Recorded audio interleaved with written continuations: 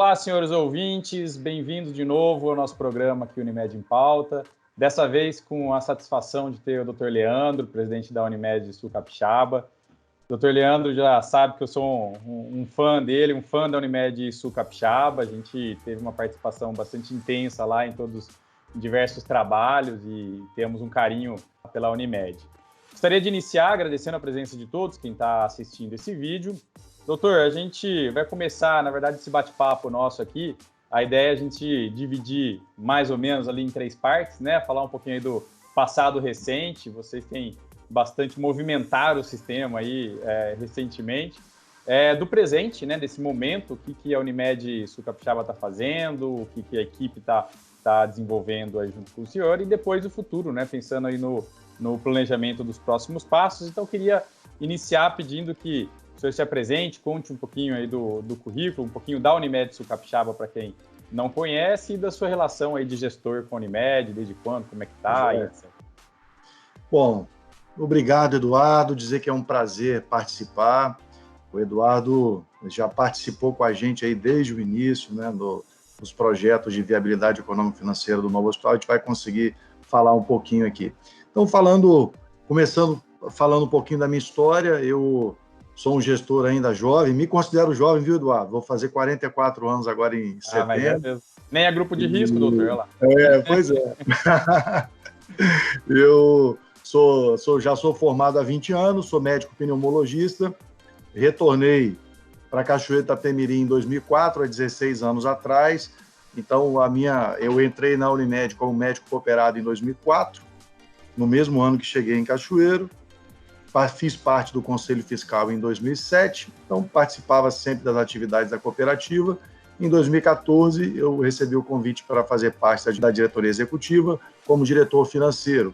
Então, eu pude participar de todo o planejamento do novo hospital como diretor financeiro. E em 2018, assumi então a presidência com o desafio de fechar aquele fundo de investimento imobiliário e colocar esse novo hospital para funcionar em construção. Falando um pouquinho da Unimed Sul Capixaba.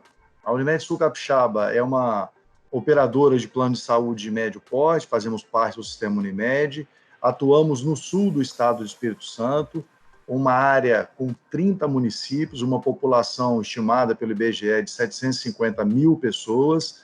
Temos aqui 110 mil beneficiários, clientes de planos de saúde, e a nossa atual carteira de clientes é de 85.800 clientes. Essa é a nossa atual carteira, que está aumentando, mesmo em tempos de pandemia, e aí eu quero destacar isso, você vê a importância dos recursos próprios, a importância de um hospital, o que isso traz de impacto na carteira de clientes. Então, os nossos números macro, nós temos 446 médicos cooperados, 85.800 clientes, temos 921 colaboradores e cerca de 120 prestadores. Esses são os números macro da Unimed Sul Capixaba.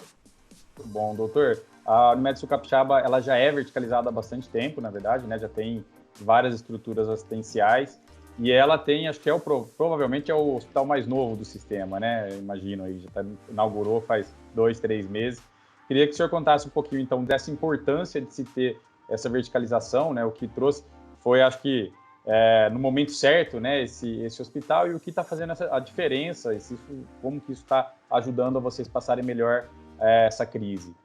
Perfeito. Então, a Unimed Sul Capixaba tem 30 anos de existência, foi fundada em dezembro de 89, em 1993 foi criado um hospital, o primeiro hospital no centro da cidade, mas era um hospital que era uma maternidade, que ela foi sendo adaptada e foi crescendo, e chegou no momento que a gente precisava realmente dar um passo para ampliar os nossos recursos próprios para atender a nossa demanda de clientes. E esse novo hospital, ele foi inaugurado no dia 30 de março.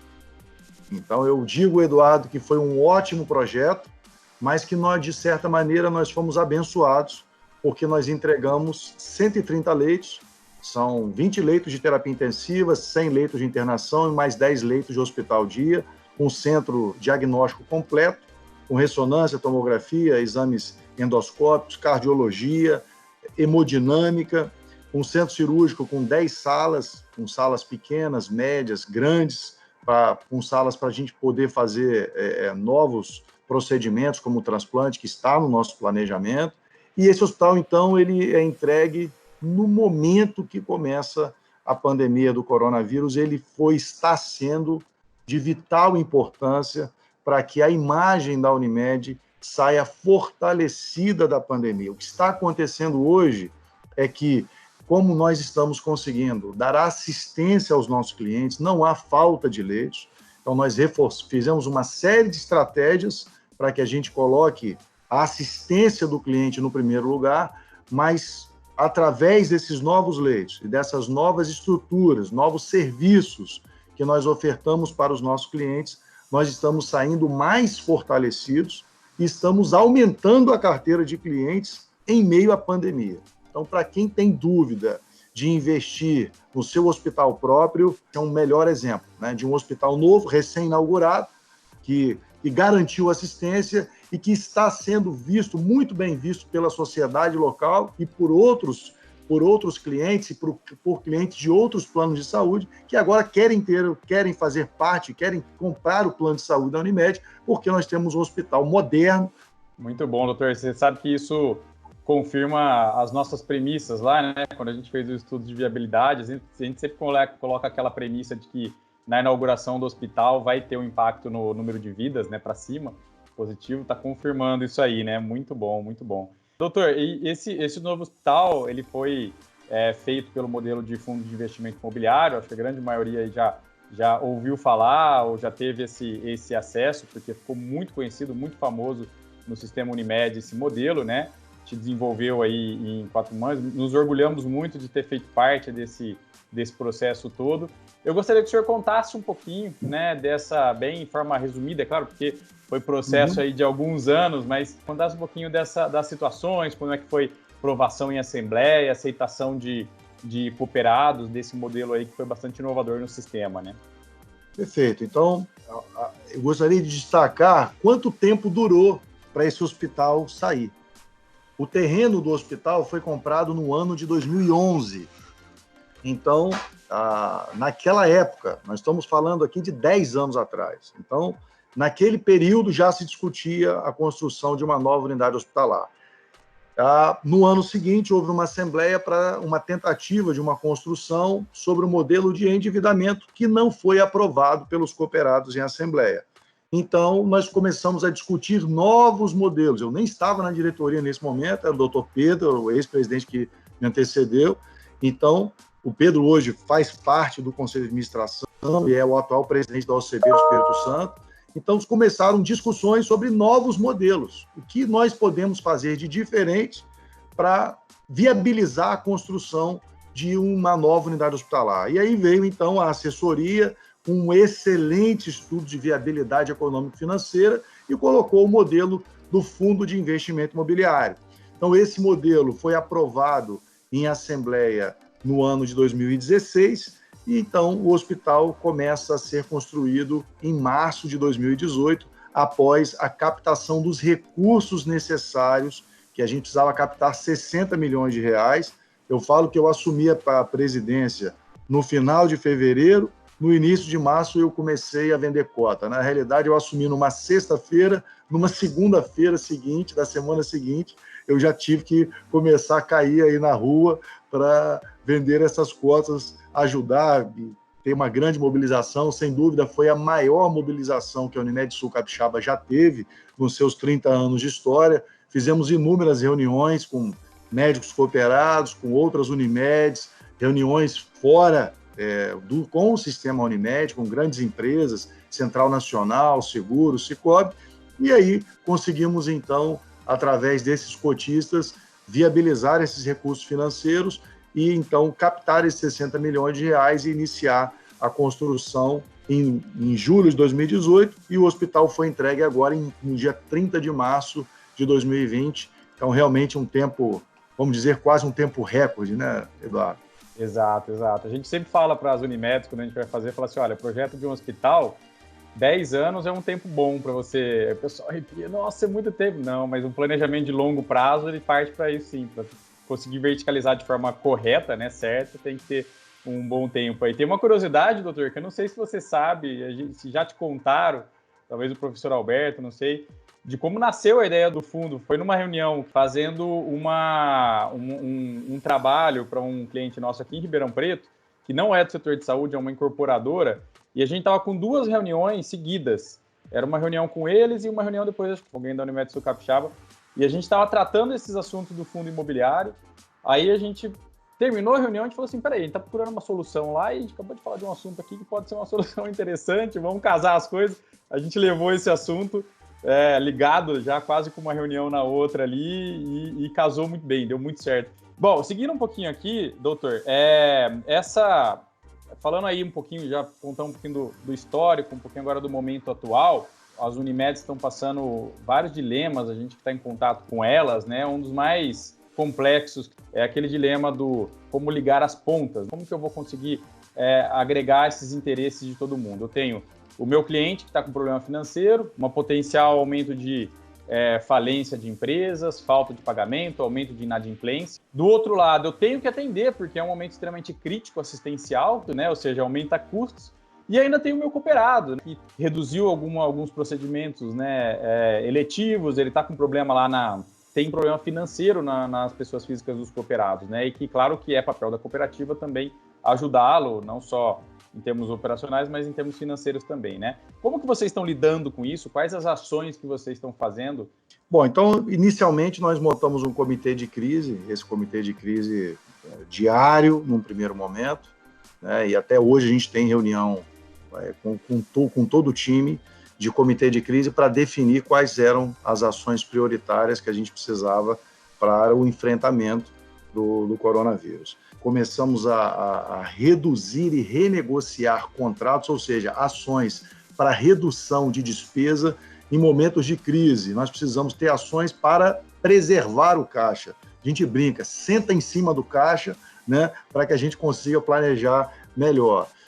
Renegociação importante de contratos com todos os prestadores, com metas de redução desses contratos. Nós também redimensionamos a nossa rede prestadora diante de uma nova realidade. Em termos operacionais, foi isso, porque num primeiro momento a gente tinha esse mesmo temor. Bom, se eu tenho uma pandemia que vai afetar a economia mundial e afetar a economia do país, a tendência é que exista um aumento da inadimplência e uma queda do número de vidas. Só que o que aconteceu aqui localmente? O novo hospital, ele foi muito bem recebido pela sociedade como uma estrutura importante para salvar a sua vida, para a assistência da sua vida e da sua família.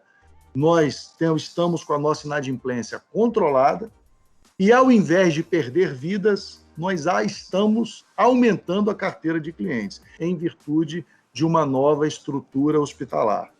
Em relação ao médico cooperado, nós criamos e desenvolvemos um plano de apoio para o médico cooperado, porque nós tínhamos inúmeros médicos cooperados, cerca de 20% a 25% dos nossos 446 médicos cooperados têm mais de 55 anos de idade, e alguns mais de 60%.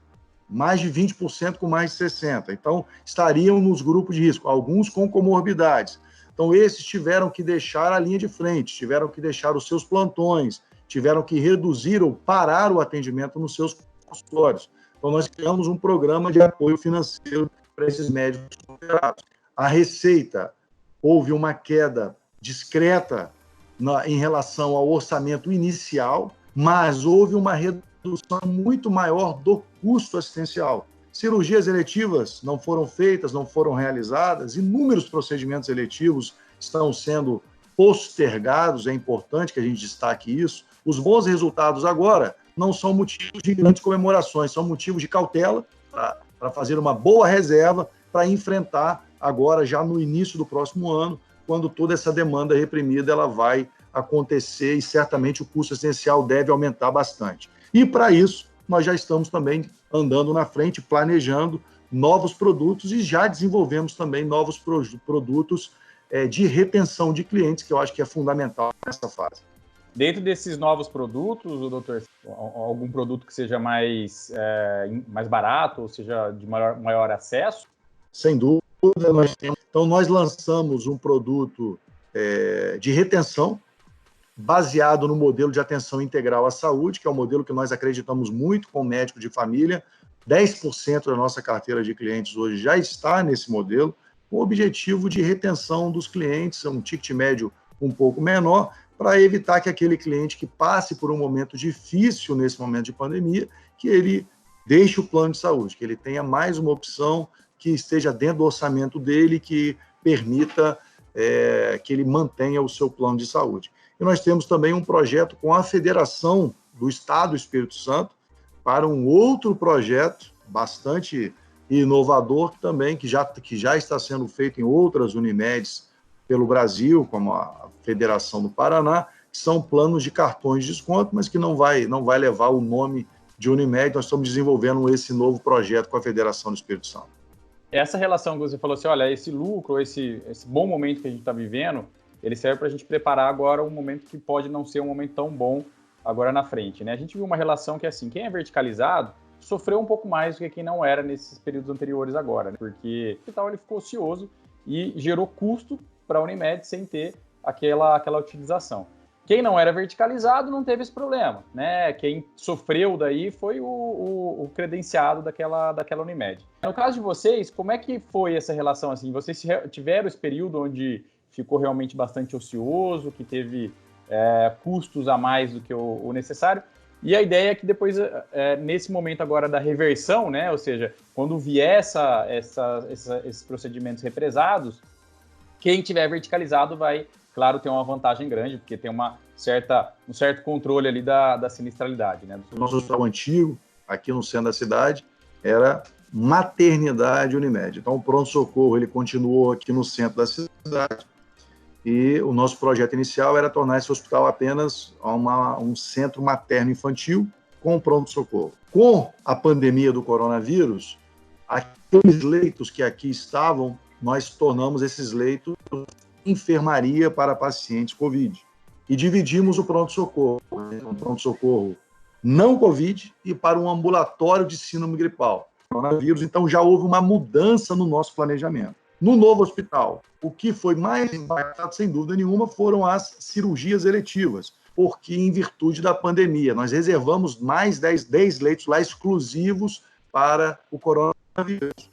Com o aumento de número de casos, nós precisamos dobrar a capacidade da UTI para coronavírus. Então, virou 20 leitos de UTI apenas para pacientes confirmados de coronavírus e criamos mais 10 leitos de UTI geral. Então, hoje nós estamos rodando com 30 leitos de terapia intensiva no novo hospital Unimed. O centro cirúrgico, que nós temos 10 salas, nós reduzimos a capacidade inicialmente para 6, depois para 4, depois para 3 salas apenas, em virtude desse aumento. E agora nós já estamos num período contrário. Como nós já passamos aqui em Cachoeira de Itapemirim, no sul do estado do Espírito Santo, um pico que ocorreu no meio de julho, na segunda quinzena, aí, em torno do dia 15 ao dia 20 de julho, foi quando a gente teve o pico de casos. Nós já começamos a aumentar novamente, gradativamente, a capacidade do centro cirúrgico. Então, houve sim um impacto, principalmente no planejamento inicial que nós tínhamos para o novo hospital. Nós conseguimos, com isso, dar completa assistência a toda a nossa carteira de clientes. Então, a nossa capacidade hospitalar não ficou ociosa, os leitos de internação clínica, nós não abrimos completamente os 100 leitos, nós começamos aí com 50%, 60% dessa capacidade instalada e depois nós chegamos a 70%, 75% em virtude aí dessa pandemia do coronavírus. Por fim, a última pergunta eu gostaria aqui, doutor, que essa é justamente para levar as expectativas que a gente está tendo das Unimedes. Como que vocês estão lidando com agora o futuro próximo, né? Ou seja, segundo semestre, o ano que vem e depois mais um ano para frente, qual que é o maior desafio que vocês estão enxergando que vocês vão ter? Nós entendemos que toda essa demanda que está reprimida em virtude da pandemia, vai haver um aumento significativo de custo assistencial, e nós precisamos estar preparados para isso. Parte dos resultados do ano de 2020 serão reservados, já entendendo essa demanda que ocorrerá em 2021. É claro que nós temos o compromisso de garantir uma boa remuneração médica, uma remuneração médica justa, e nós, enquanto gestores, a nossa função é gerar trabalho para o médico cooperado e garantir uma remuneração justa, mas também nós vamos dialogar com os nossos cooperados da importância de que parte dos resultados, das sobras que teremos em 2020, sejam reservadas, parte delas pelo menos, para o ano de 2021, para que a gente também tenha um ano tranquilo, sem grandes sobressaltos. A frase que fica é aquela do professor Alberto, né, que acho que vocês ouviram bastante aí, o futuro nós fazemos, né? A gente tem que planejar bem, executar e fazer que esse futuro aconteça. Doutor, bom, eu fico extremamente lisonjeado novamente de tê-lo aqui como entrevistado, para levar esse conhecimento do que vocês estão fazendo aí na Unimed. Gostaria imensamente de agradecer a sua participação e gostaria de pedir que fizesse as considerações finais dessa entrevista. Muito obrigado, doutor, e também nos acompanhe aí nesse projeto, que vai estar bem bacana, vai ter diversos outros presidentes aí também levando conhecimento. Eu agradeço muito, Eduardo, agradeço a oportunidade de poder falar um pouquinho aqui da Unimed Sul Capixaba, e eu gosto muito de uma frase, que essa frase é atribuída ao Winston Churchill, que falou o seguinte: toda crise gera oportunidades. E eu acho que é o momento da gente estar atento, nós dirigentes, estarmos atentos às oportunidades que teremos a partir de agora, tanto nesse momento atual, quanto no futuro próximo. Eu espero que nós possamos juntos sair vencedores, sair com uma boa imagem, dando uma melhor assistência possível aos nossos clientes. Esse é o nosso objetivo. O cliente tem que estar no foco, no centro do nosso negócio, e é assim que eu acredito, e é assim que eu espero que as Unimeds deem um excelente exemplo para todo o sistema de saúde suplementar no país.